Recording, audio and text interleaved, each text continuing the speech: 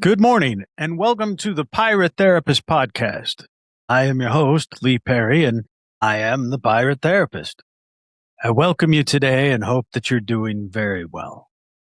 I don't know what the weather's like where you're at, but here where I am, it's been sitting about 100 degrees every day. I know it's worse in some areas like Las Vegas and places like that, but I know it's nicer in other areas. But where I am, it's hot. And so I sit here hunkered down in my basement like some kind of basement dwelling troll, enjoying the central air that I am so fortunate to have. Now, I have a question for you. Why do smart people who are capable, well intentioned, why do they believe things that later turn out to be completely false? It's an uncomfortable question because it forces us to admit something that most of us would rather avoid. Critical thinking is not just for other people. It's not a trait you either have or don't have. It is something every single one of us has to practice, especially when the stakes are high, the answers feel simple, and the truth is harder to sit with. Because the real danger is not obvious nonsense. The real danger is the idea that something sounds convincing, it feels familiar, and it fits neatly into what we already believe. That's where the bad reasoning hides. That's where the manipulation works. And that's why learning how we think is the first step towards thinking more clearly. That's what this episode is about. Not just what people believe, but how belief gets built in the first place. Because once you start paying attention, you realize that a lot of what we call common sense is just really habit, emotion, and repetition, along with some pressure, all working together in the background. And that doesn't make us look foolish, it just makes us human. We all have mental shortcuts and we have blind spots. We all want to feel certain, safe, and correct. The problem is that those same instincts can lead us straight into mistakes if we never stop to question them. So in this first part, we're going to slow down the whole process and we're going to look at how the brain forms beliefs and why smart people fall for bad ideas and what critical thinking actually is when you strip away all the buzzwords. Because before we can use critical thinking in the real world, we have to understand the machinery underneath it. Critical thinking sounds like a nice idea, but it's easy to underestimate just how much it shapes our lives. This is not some abstract skill reserved for philosophers, researchers, and people sitting in debate clubs. It shows up in the choices that we make about health, money, relationships, work, media, even in the relationships with the people that we trust. In other words, it affects the very real world in very practical ways every single day. Take a breaking news headline, for example. When the conflict escalates quickly, whether it's strikes, retaliations, or shifting alliances, people will often react to the headline first and the facts later. In that moment, the stakes are not just about staying informed, they're about whether we let emotion, certainty, and a familiar narrative decide what we believe before we actually have checked into what is true. The same pattern happens in smaller ways all the time, and the consequences are not always dramatic, but they are real. When people think about bad judgment, they often imagine obvious disasters. Scams, conspiracy theories, bad investments, or entirely false claims. But most of the time, the consequences are quieter than that. They look like wasted time, maybe repeated mistakes or poor decisions that are made under pressure, maybe small compromises that just add up slowly. A person may not realize that they're thinking poorly in the moment, but over time, those little blind spots can shape the direction of an entire life. This is why critical thinking matters so much. It helps us to pause before reacting, to notice when something doesn't quite fit, and to separate what is being said from what is actually true.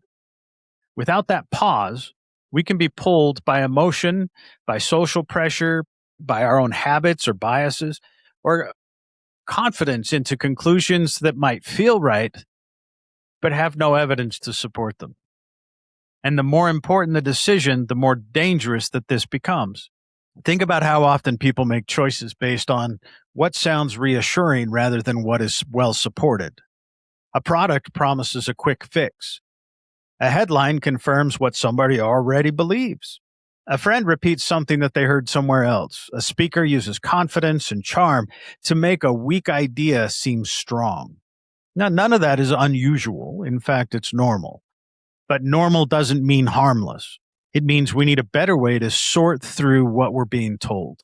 That is especially true now. And when people are constantly flooded with information, we are exposed to more claims, opinions, headlines, posts, and takes than any person can reasonably evaluate in real time. There is a pressure to respond instantly, to choose sides quickly, and to treat speed as the same thing as intelligence. But fast thinking is not always good thinking. Sometimes it's the exact thing that's going to get us into trouble. Critical thinking gives us a way to slow down that process.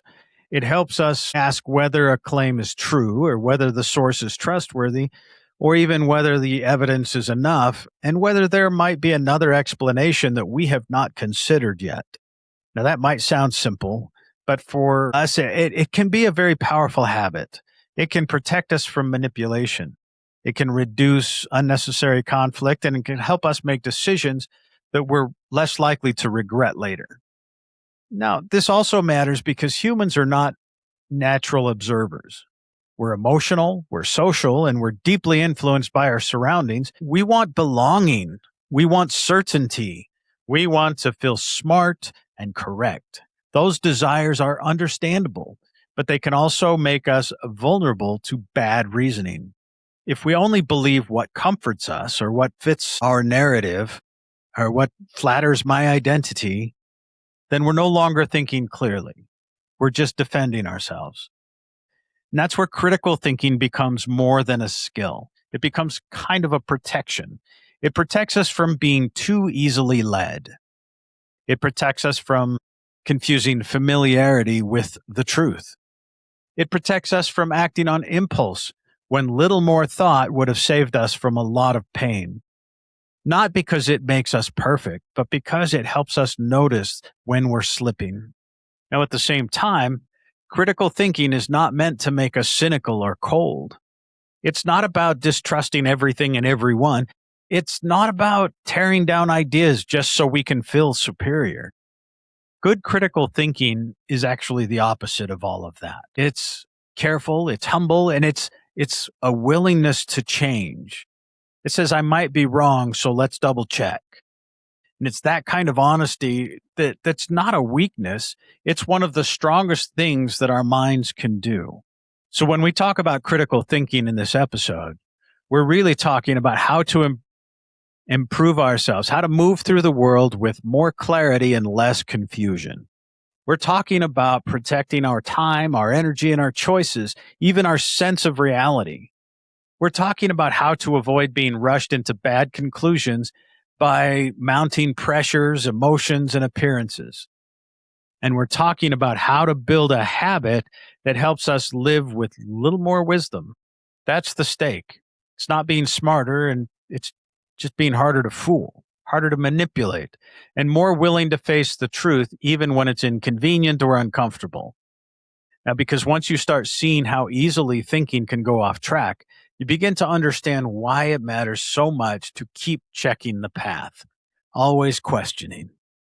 At its core, critical thinking is a habit of slowing down long enough to examine what is being claimed, what evidence supports it, and whether or not the conclusion actually follows. It is the ability to ask, how do we know that? Instead of accepting something that just because it sounds confident, popular, or emotionally satisfying.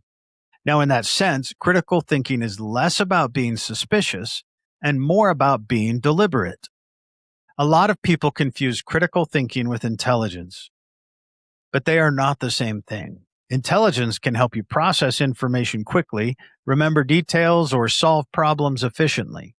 Critical thinking is what helps you decide whether the information in front of you deserves to be believed in the first place. A very intelligent person can still make terrible judgments if they never question their assumptions or check their reasoning. It's also not the same as cynicism. Now, cynicism assumes people are usually dishonest, selfish, and manipulating you. And I admit, I have a bit of cynicism when it comes to the media.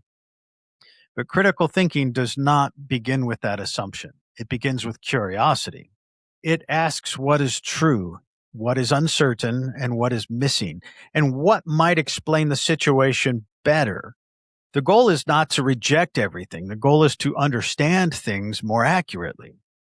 Another important part of critical thinking is that it's active, not passive. It doesn't mean simply having opinions or knowing facts. It means evaluating evidence, comparing possibilities, and noticing contradictions, and being willing to revise your view when the facts change. That flexibility is one of the most important features of critical thinking. If your mind can't change, then it's not really thinking critically. It's just defending what it thinks, what you feel. Critical thinking also involves separating the claim itself from the way it's presented. Something can be delivered with confidence, authority, and charm, even urgency, but it can still be wrong. Something else can be awkwardly explained, but still be true. A critical thinker learns to look past the packaging and focus on the actual reasoning underneath it. Perhaps most importantly, critical thinking includes the ability to recognize your own blind spots. We are all influenced by emotion, by habit, by identity, and by social pressures. And that means none of us sees everything clearly all the time. Critical thinking doesn't pretend otherwise. Instead, it builds in a kind of self-check. Am I missing something? Am I assuming too much? Would I think this if the details were different? So, when we define critical thinking, we're really describing a disciplined way of approaching information. It's the practice of questioning carefully, reasoning honestly, and staying open to correction. It's not about winning arguments and sounding clever. It's about getting closer to the actual truth, to the facts, not the perceived facts. The human brain is brilliant, but it's also efficient to a fault. It's constantly trying to save energy and reduce uncertainty and make sense of the world as quickly as possible. That's useful most of the time, and we wouldn't survive if we had to carefully analyze every sound, every face, and every choice from scratch. The problem is that the same shortcuts that help us move quickly can also cause us to move carelessly. And one of the biggest shortcuts is pattern recognition. The brain is always trying to connect the dots, even when the dots don't really belong together. Sometimes that's helpful. It helps us recognize danger or familiar faces, even project likely outcomes. But other times it makes us see meaning where there's only coincidence, or assume that because two things happened together, one must have caused the other. That can lead people to build conclusions on something that feels right instead of something that has actually been proven. Now, another shortcut is speed. The brain likes to answer quickly because quick answers feel useful and decisive. If a claim sounds familiar, the mind may accept it before fully checking it. If a situation feels emotionally loaded, the brain may react before it reflects. And this is why first impressions can be so powerful and also so misleading.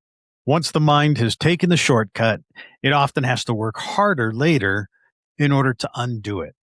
We also rely on mental shortcuts because the world gives us too much information to process carefully at all times. Every day, we're forced to decide what we're going to pay attention to, what we're going to ignore, and what to assume is probably safe. Most of those decisions happen beneath conscious thought. And in a way, the brain is always filtering, but filtering is not the same as evaluating. A filter helps us manage volume. Evaluation helps us judge truth. Critical thinking happens when we pause long enough to tell the difference. This is where people can get into trouble without realizing it. A shortcut may feel efficient, but if it's based on habit, emotion, or a rough guess, it can distort reality. Someone may trust a headline because it sounds like something they already believed. Someone may dismiss a warning because it clashes with their comfort.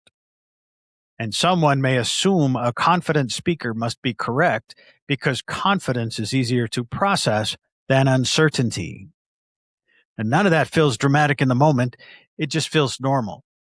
And that is what makes it so powerful. The brain also likes closure. It dislikes open loops, ambiguity, and unresolved questions. When something is unclear, it can feel deeply uncomfortable, and the mind often rushes to fill in the gap. Sometimes that leads to useful judgment, other times it leads to false certainty.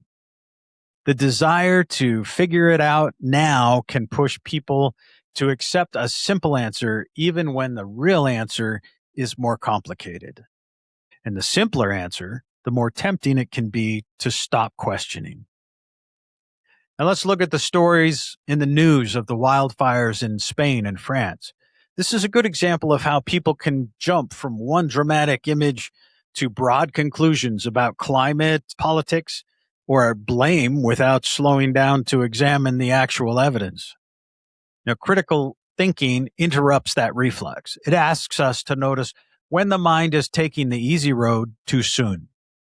It reminds us that fast doesn't always mean accurate, and familiar doesn't always mean true. The goal is not to eliminate shortcuts entirely. That would be impossible. But to recognize when one of them has quietly taken control. Once you can see that happening, you have a chance to slow down, check the evidence, and correct the course before the shortcut becomes a mistake. This is why understanding the brain's shortcuts matters as much as it does. They're not random flaws. They're built into how we think, and how we understand that. We stop treating bad judgment like a mystery and start seeing it as something that we can actually watch for, challenge, and improve. Let's look at how beliefs form. Beliefs don't usually arrive all at once, fully formed and neatly labeled.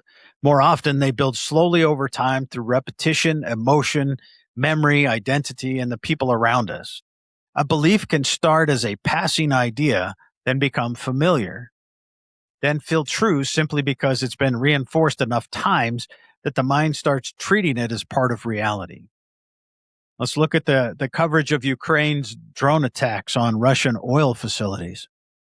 This shows how repeated narratives can harden quickly because each side's version gets reinforced over and over through repetition and identity. Repetition is one of the strongest forces in belief information.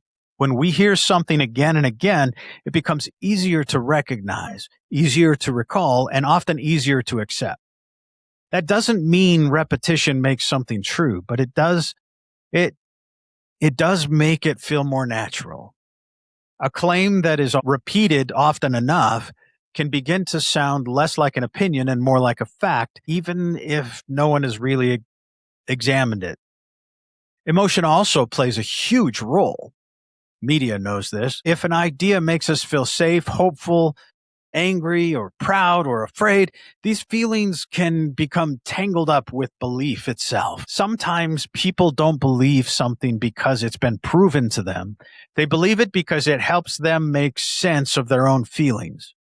The belief becomes emotionally useful, and once that happens, letting go of it can feel like losing more than just an idea. Now, memory matters too, but memory is not a perfect recording. We don't remember things like machines storing files. We remember through interpretations, through filters. And each time we recall something, it might reshape just a little. And that means beliefs can be built on stories that we tell ourselves about what happened, not just on raw facts. And over time, those stories can become so familiar that we stop noticing how much interpretation is inside them. Identity is another powerful ingredient. People tend to believe things that fit the kind of person they think they are. If a belief supports our values, our community, and our self image, it can feel deeply correct even before we fully test it. And that's why changing beliefs can be so hard. It's not just a matter of updating information, it can feel like questioning our place in the world or the people that we belong to. Social pressures matter as well. Humans are social creatures, and we're constantly watching what people around us believe, reward, reject, or celebrate. Sometimes we adopt beliefs because they're genuinely convincing. Other times we adopt them because they help us fit in, avoid conflict, or stay connected to a group that we care about. That doesn't make us weak, it makes us human, but it does mean that our beliefs are rarely formed in isolation. This is why people can be so certain and still be wrong. A belief may be built on a mix of repetition, emotion, identity, and memory, even social reinforcements, rather than careful testing. From inside, it can feel solid, it can feel obvious, and it can feel like common sense. But if it was never really examined, it may be more like a well-worn path than a verified truth. Critical thinking gives us a way to interpret that process. It asks us to slow down and ask where a belief came from, why we hold it, and whether it is supported by anything more than familiarity. Now, that question can be uncomfortable because it pulls at the threads of certainty, but it's also where honest thinking begins. Beliefs are not just ideas we have, they're often a result of a whole hidden process. And once we understand how that process works, we're far better equipped to examine it instead of simply inheriting it. One of the more difficult truths about thinking clearly is that we are never as neutral as we think we are. Every person has biases, and most of the time we don't notice them because they just feel like common sense. Bias is not always about being unfair on purpose. Often it's just the mind leaning towards what it's familiar with, what's comforting, or what it already considers as a worldview. The problem is that those leanings can quietly distort how we interpret everything else. A strong example is the way we may read the same headline about the US Iran conflict and come away with completely different conclusions depending on what they already believed before they saw it. A blind spot is what happens when we can't see our own bias at work. We can spot flawed logic in other people almost instantly, but our own reasoning feels clean and obvious from the inside. And that's what makes blind spots so dangerous. They don't usually announce themselves. They hide behind confidence, habit, and the feeling that we're simply being reasonable. In reality, we may be filtering evidence without realizing it and noticing only the details that support what we already think. One of the most common forms of bias is confirmation bias, the tendency to look for information that agrees with us and ignores information that challenges us. This happens all the time. We notice the post that confirms our suspicions. We remember the example that fits our beliefs, and we focus on the argument that makes us feel validated, while quietly dismissing the part that complicates that picture. It's not always deliberate. In fact, it's often just automatic. And that's what makes it so easy to miss. Another common blind spot is when we confuse familiarity with truth. If we've heard an idea for years, it starts to feel naturally correct simply because it's well established in our mind. The brain tends to trust what it's seen before, even when repetition has done more work than evidence. And that means a familiar idea can survive not because it's especially strong, but because it has become comfortable. Comfort is it's not proof, but the mind often treats it like it is. And group influence can also create blind spots. When people around us all seem to agree, it becomes harder to notice when something is off. We can start assuming that because everyone is nodding, the idea must be solid. But social agreement can be misleading. A room full of confident voices does not guarantee accuracy. Sometimes it just means dissent is expensive, awkward, and even unwelcome. When that happens, people stop asking hard questions, and the blind spots tend to grow. They get bigger because no one is willing to shine a light on them. There's also a blind spot of identity. Once a belief becomes tied to who we are, it becomes harder to examine it honestly. If changing our minds feels like betraying our values, our group, or our image of ourselves, we may resist new evidence even when it's strong. We stop evaluating the idea on its merits and start defending it as part of our self concept.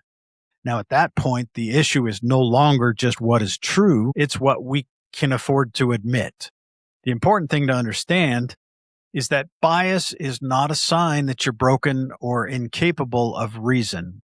It's part of being human. The goal is not to pretend that we don't have blind spots. The goal is to notice them sooner. And critical thinking gives us tools for that. It reminds us to pause, to ask what we might be missing, and pay attention to where our reasoning may be quietly leaning before we trust it too quickly. That kind of honesty can be very hard. It's difficult, but it's also what makes thinking powerful. The more willing we are to admit that we may be influenced by bias, the more likely we are to catch ourselves before that bias hardens into a certainty. And once we start looking for our blind spots, we begin to see that careful thinking isn't just about judging the world correctly, it's also about learning to see ourselves more clearly. One of the biggest reasons people struggle to think clearly is that emotion and certainty can often feel like the same thing. When an idea makes us feel angry, scared, relieved, proud, or deeply validated, it can seem stronger than a dry set of facts ever would. The feeling itself creates a kind of urgency. It can make a belief feel alive, immediate, and important, even if the evidence behind it is pretty weak. That's part of why emotional ideas spread so easily. A claim that triggers fear or outrage doesn't just ask to be understood, it asks to be reacted to. And once the emotion is activated, the mind starts moving faster than it should. Instead of asking whether the claim is accurate, we may ask whether it fits our feelings. And that's a very human response, but it's also where our thinking can go off track. Now, if we look at the headlines about the factory fires in China and all the casualties, it can trigger an instant certainty about causes or responsibility even before a full investigation is complete. Certainty is especially seductive because it feels like relief. To be uncertain is to sit with tension. And we don't really enjoy that. We want answers. We want closure. We want the feeling of knowing where we stand. So when something offers us that kind of clarity, especially in a confusing or stressful situation, it can feel incredibly appealing. A simple answer can feel safer than a complicated one, even when the complicated one can be more honest. The problem is that emotional certainty can be misleading precisely when it feels so solid. A person may be absolutely convinced that they're right because the idea fits their mood, their fears, or their identity. But feeling certain is not the same thing as being correct. Some of the most mistaken beliefs in the world have been held with total confidence. In other words, confidence can amplify a belief without improving it. This is why strong emotions can be such a challenge for critical thinking. Anger narrows attention. Fear pushes us towards quick conclusions, and pride makes us resistant to correction. Even excitement can lead us to jump ahead before we have checked the facts. None of these emotions are bad on their own. They're part of being a human being. But when we let them decide what is true too early, they can distort our judgment. And if you remember, I've talked in other episodes about our two brains. We have our rational brain, which is the chauffeur, and we have our monkey brain, which is our emotional brain. And when we allow our emotions to make decisions, we're letting the monkey get behind the wheel. And that's usually a recipe for some kind of disaster. But the answer is not to eliminate emotion. We don't want to get rid of the monkey. That's neither possible nor desirable. Emotion gives meaning, it gives motivation, it gives energy to our lives. The goal is to notice when an emotion is taking the steering wheel before the facts have had a fair chance to speak. This pause, it matters. It gives us room to ask whether we believe something because it's true or because it makes us feel certain in a moment when uncertainty is going to be a harder thing to sit with. Critical thinking asks us to respect emotion without surrendering any truth to it. It can tell us something matters, but it cannot tell us whether an idea is accurate. And that distinction is one of the most important habits a thinker can build. Because once we understand how easily certainty can be fueled by emotion, we become far better at slowing down before we let either one decide for us. Now, overconfidence is dangerous because it feels like strength, but it often behaves like a blindfold. When someone is too sure of themselves, they stop checking the details that might prove them wrong. They stop asking follow up questions. They stop entertaining alternatives. And once that happens, confidence stops being a tool and it starts becoming a barrier. A direct example is people who feel sure they can tell real from fake news, even though the research shows that overconfidence in the news that this is linked to a greater susceptibility to falling for false news.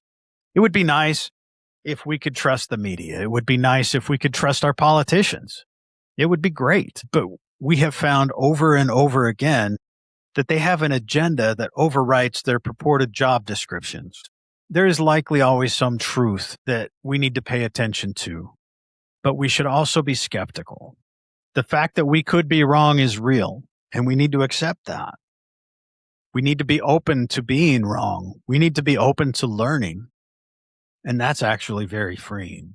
The facts will still remain facts even after you question. Questioning a fact should never cause anybody any kind of concern.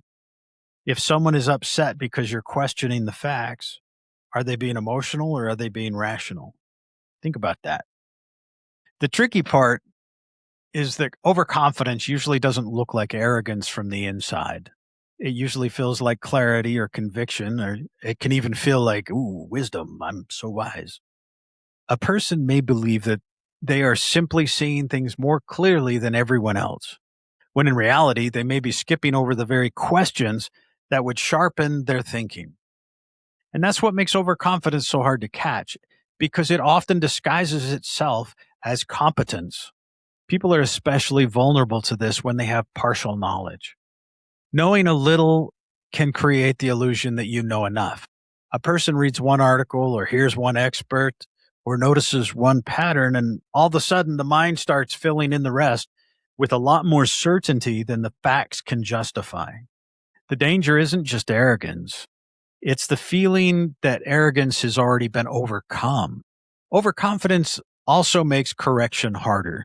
If a person strongly identifies with being correct, then being challenged can feel like a threat instead of a useful opportunity.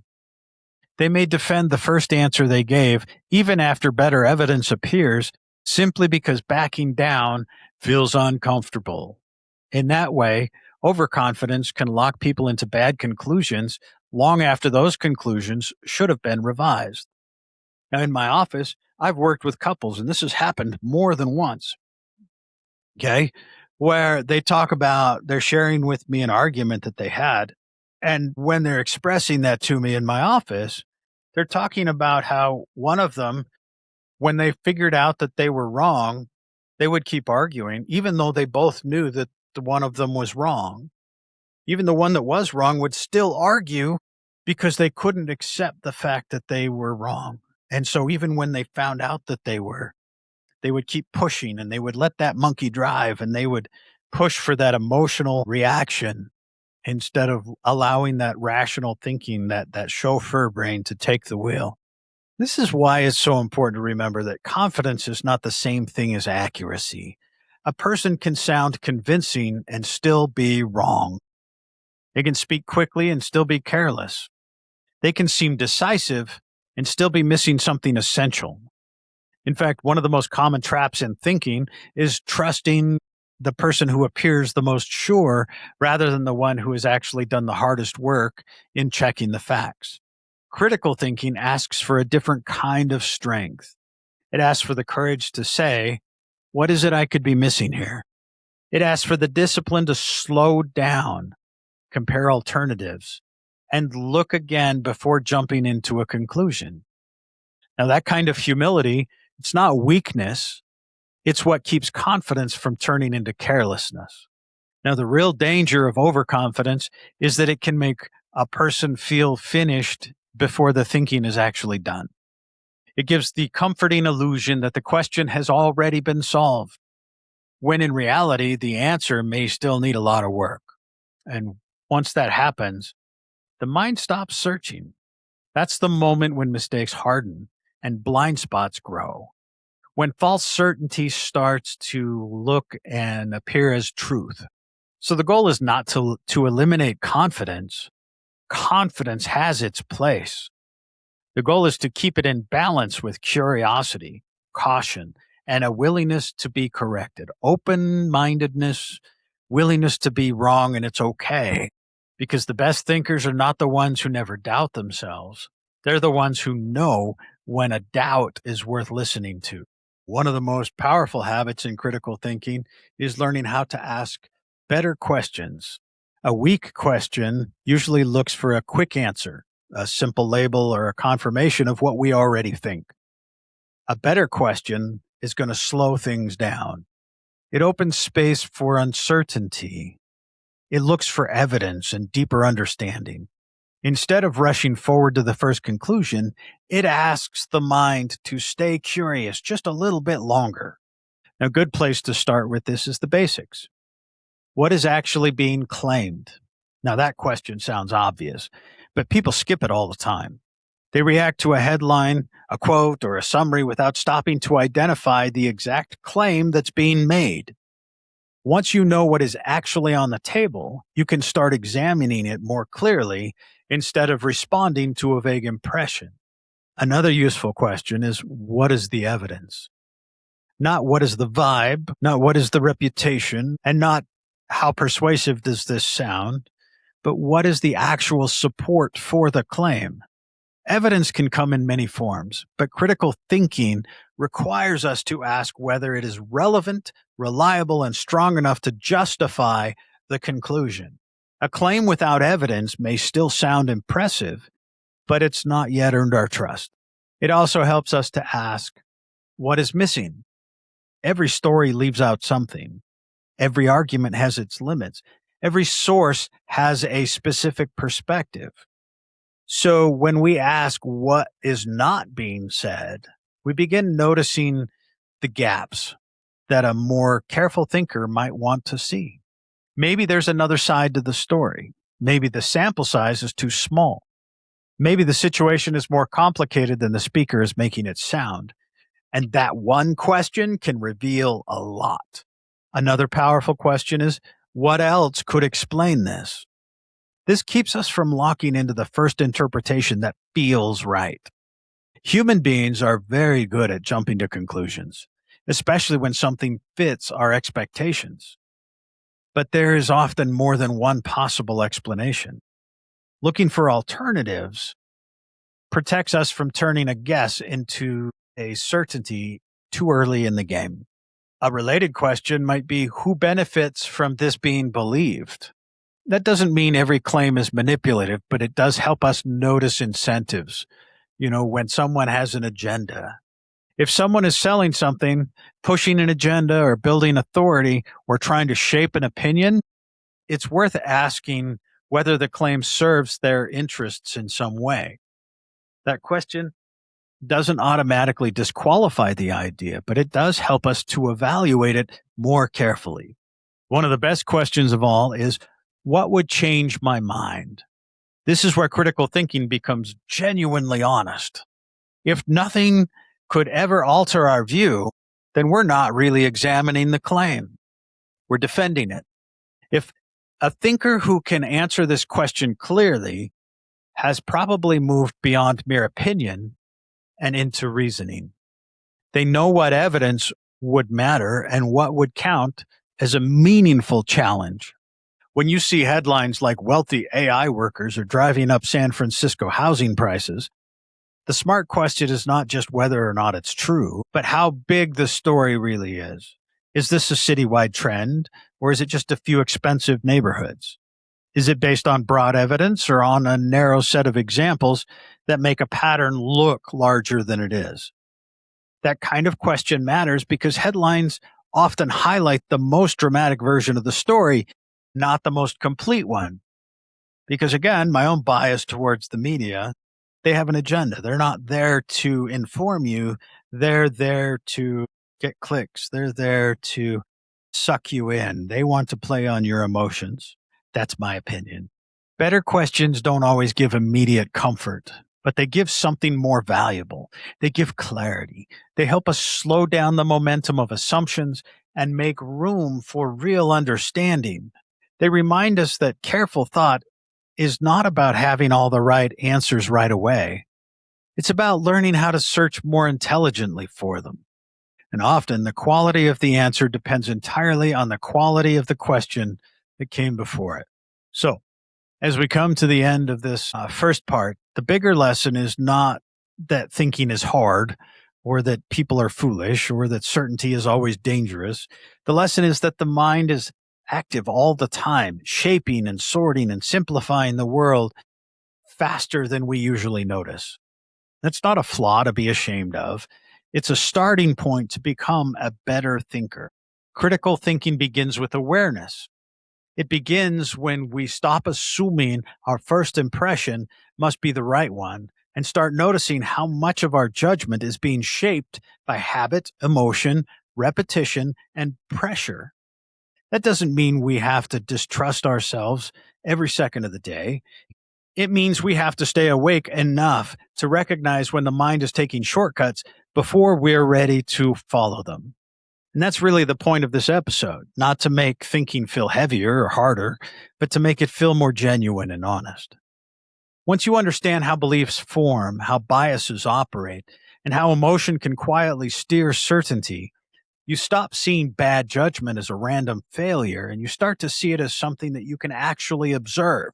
You can begin to change. The delayed funeral proceedings from Iran's former leader, Ali Khamenei, are a good reminder that real world events they're often more complicated than the first headline suggests. So the next step is always to slow down and ask what the coverage is leaving out. A headline may tell us that the funeral was postponed, but what it may leave out is the reason that the delay matters so much. Security concerns during wartime, the government's need to stage a show of unity, the pressure of religious customs, and the fact that different outlets may frame the same event either as a solemn national moment or as a political performance. It may also leave out who is missing from the picture, dissenting voices or critics of the regime, or ordinary Iranians whose reactions don't match the official narrative. That's why the right question is not just what happened, but what context is missing and who benefits from the version being presented. Now, in the second part, next week, we're going to talk about, or we're going to take this foundation and we're going to put it to work. We will move from how the mind thinks to how critical thinking operates in the real world, in arguments, in media, persuasion, and everyday choices. Because knowing how thinking works is one thing. Using that knowledge when the pressure is on is where the real skill begins. Now, if this first part has done its job, it should leave you with more questions, not fewer. Not because confusion is the goal, but because better questions are often where clearer thinking starts. So as we move into the next episode, keep one idea in mind. The point is not to become someone who never gets fooled. The point is to become someone who notices sooner, asks better questions, and stays open long enough to find the truth even when it's uncomfortable. And that's where we're going to leave you today. Now, in the next episode, we're going to continue part 2 with critical thinking, and we're going to dig deeper into how our minds can mislead us and how to spot those patterns, how we can think a little more clearly in the world that seemingly wants to run on emotions and unsubstantiated stories. Thanks for listening. Thanks for joining me today. It's been a pleasure doing this, and I will see you next week for part 2. Take care.